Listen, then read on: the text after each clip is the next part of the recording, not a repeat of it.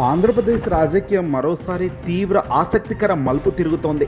ఏకంగా రాజధాని ఢిల్లీ కేంద్రంగా ఒక కీలకమైన రాజకీయ పరిణామం శరవేగంగా తెరపైకి వస్తుంది. వైఎస్ఆర్ కాంగ్రెస్ పార్టీ అధినేత మాజీ ముఖ్యమంత్రి జగన్మోహన్ రెడ్డి గారికి ఢిల్లీ పర్యటన సిద్ధమైందా? తాజాగా అందుతున్న సమాచారం ప్రకారం జగన్ ఢిల్లీకి వెళ్ళబోతున్నారా? దేశ ప్రధాని అయిన నరేంద్ర మోదీ, కేంద్ర హోంశాఖ మంత్రి అమిత్ షాలతో ఆయన నేరుగా భేటీ కాబోతున్నారా అంటే అసలు ఈ అత్యవసర భేటీకి కారణాలు ఇప్పుడు వెలుగులోకి వస్తున్నాయి. దీని వెనక కేంద్ర ప్రభుత్వ వ్యూహం ఈ వీడియోలో స్పష్టంగా మీ ముందుకు తీసుకొచ్చే ప్రయత్నం చేస్తున్నాను. చూడండి, కొద్ది రోజులుగా రాజధాని ఢిల్లీ వ్యాప్తంగా ఒక పెద్ద వార్త హాట్ టాపిక్ గా మారింది.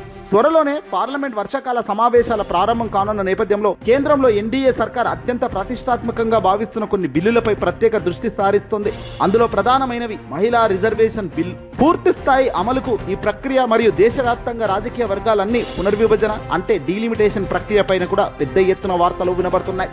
గతంలోనే కేంద్ర ప్రభుత్వం మహిళా రిజర్వేషన్ బిల్లును పార్లమెంట్లో ప్రవేశపెట్టినప్పటికీ దానికి సంబంధించిన సాంకేతిక చట్టపరమైన అంశాలు డీలిమిటేషన్ విధానంపై స్పష్టత రావాల్సి ఉంది. ఈ కీలక బిల్లులు పార్లమెంట్ ముందుకు రాబోతున్న ఈ సమయంలో దేశంలోని ప్రధాన ప్రాంతీయ పార్టీల మద్దతును కూడగట్టేందుకు కేంద్ర ప్రభుత్వం తీవ్ర కసరత్తు ప్రారంభించింది.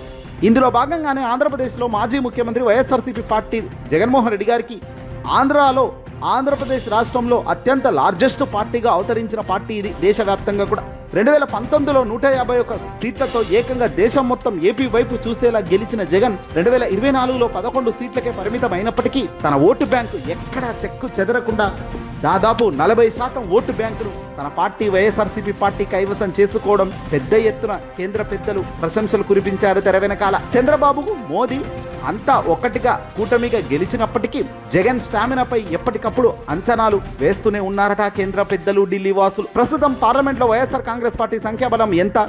కేంద్రానికి ఈ బలం ఎందుకు అవసరం? ప్రస్తుతం పార్లమెంట్లో వైఎస్ఆర్సీపీకి మొత్తం 8 మంది ఎంపీల బలం ఉంది. ఇందులో లోక్సభలో 4 ఎంపీలు ఉండగా రాజ్యసభలో 4 ఎంపీలు ఉన్నారు. సాధారణంగా లోక్సభ ఎన్డీఏ కూటమికి తగినంత మెజార్టీ ఉంది. కానీ రాజ్యసభకు వచ్చేసరికి పరిస్థితి చాలా డిఫరెంట్ గా ఉంటుంది. రాజ్యసభలో కీలకమైన బిల్లులు లేదా రాజ్యాంగ సవరణలు ఆమోదం పొందాలంటే ప్రతి ఓటు అత్యంత విలువైనదే. ఎటువంటి విఘూతం లేకుండా బిల్లులను గట్టెక్కించాలంటే వైఎస్ఆర్సీపీ వంటి ప్రాంతీయ పార్టీల సహకారం కేంద్ర ప్రభుత్వానికి ఎంతో అవసరం అనేది ఇక్కడ రాజకీయ విశ్లేషకులు గట్టిగా చెబుతున్నమాట. గత చరిత్రను ఒక్కసారి పరిశీలిస్తే కేంద్రంలో ఎన్డీఏ ప్రభుత్వం కీలకమైన ముసాయిదాలు బిల్లులు ప్రవేశపెట్టినప్పుడు ప్రతి సందర్భంలోనూ వైఎస్ఆర్సీపీ వ్యూహాత్మకంగా వ్యవహరిస్తూ వచ్చింది.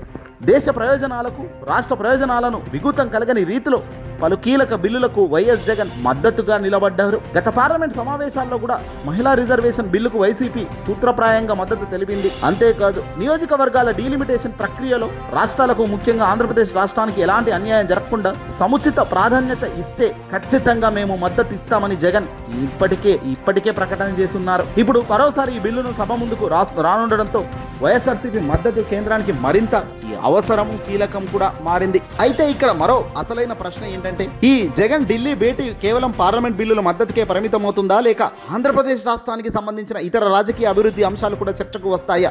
జనరల్ గా భేటీ జరిగినప్పుడు అన్ని అంశాలు వెలుగులోకి తేవడం అక్కడ ఉన్న వాళ్ళ ఖచ్చితమైన బాధ్యత. మాజీ ముఖ్యమంత్రి వైఎస్ఆర్సీపీ పార్టీ అధినేత జగన్మోహన్ రెడ్డి గారు అక్కడ దాకా వెళ్లి నేరుగా మోదీని, నేరుగా అమిత్ షాను కలిసినప్పుడు రాష్ట్ర స్థాయిలో జరుగుతున్న దారుణాలు, అరాచకాలను కూడా చెప్పే ప్రయత్నం చేస్తారట.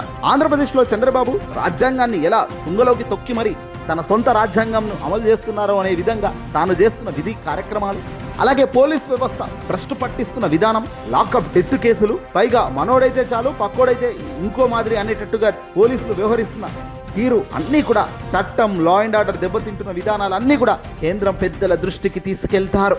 దీంతో పాటు ఆంధ్రప్రదేశ్లో ప్రస్తుత రాజకీయ పరిణామాలు, రాష్ట్ర సంక్షేమ పరిస్థితుల పైన కూడా ప్రజలు కోరుకుంటుందేంటి, జరుగుతున్నదేంటి మోదీ, అమిత్ షా దృష్టికి తీసుకెళ్తారు.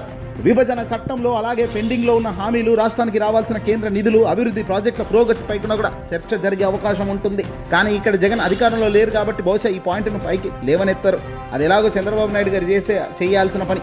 ఇక రాబోయే రోజుల్లో కేంద్ర రాష్ట్ర సంబంధాలు మరియు వైసీపీ అనుసరించబోయే భవిష్యత్ రాజకీయ వ్యూహం కూడా ఇక్కడ చర్చకు వస్తుంది. జగన్ తన ముఖ్యమంత్రి స్థానం కోసం, మళ్ళీ అధికారం రావడానికి కోసం ఎంత దూరమైనా తాను వెళ్తానని ఇప్పటికే ప్రకటించారు. అలాగే రాబోయే రోజుల్లో ప్రజల మనసు గెలుచుకునేందుకు, ప్రజల వైపు నిలబడేందుకు, ప్రజల కోసం అడుగులు వేసేందుకు సైతం ఎక్కడ వెనకడుగు వేయరు. ఇలాంటి దమ్మున్న లీడర్ కేంద్రానికి అత్యంత అవసరం కూడా. వైఎస్ఆర్సీపీ పార్టీ అధికారంలో ఉన్నా లేదా ప్రతిపక్షంలో ఉన్నా, పార్లమెంట్లో ఉన్న సంఖ్యాబలం రీత్యా కేంద్ర ప్రభుత్వం జగన్మోహన్ రెడ్డి గారి నిర్ణయాలకు తేలిగ్గానైతే తీసి పారేయడం లేదు. వచ్చే వారంలో జగన్ ఢిల్లీ పర్యటనకు సంబంధించి అధికారిక ప్రకటన ఇంకా గ్రీన్ సిగ్నల్ వచ్చే అవకాశం కూడా ఉంటుంది. ఒకవేళ దేశ ప్రధాని నరేంద్ర మోదీ అమిత్ షాలతో ఈ భేటీ ఖరారైతే అది ఆంధ్రప్రదేశ్ రాజకీయాల్లో ఎటువంటి నూతన సమీకరణలకు నాంది పలుకుతుందో వేచి చూడాలి. మరి కేంద్ర బిల్లుకు వైసీపీ మద్దతిస్తుందా లేదా అన్నది చూడాలి. జగన్ ఢిల్లీ పర్యటనతో ఏపీ రాజకీయాల్లో మార్పులు వస్తాయని మీరు భావిస్తున్నారా? మీ అభిప్రాయాలను ఖచ్చితంగా కామెంట్ రూపంలో కామెంట్ చేయండి. ఈ వీడియోని అసలు లైక్ కొట్టి షేర్ చేయండి.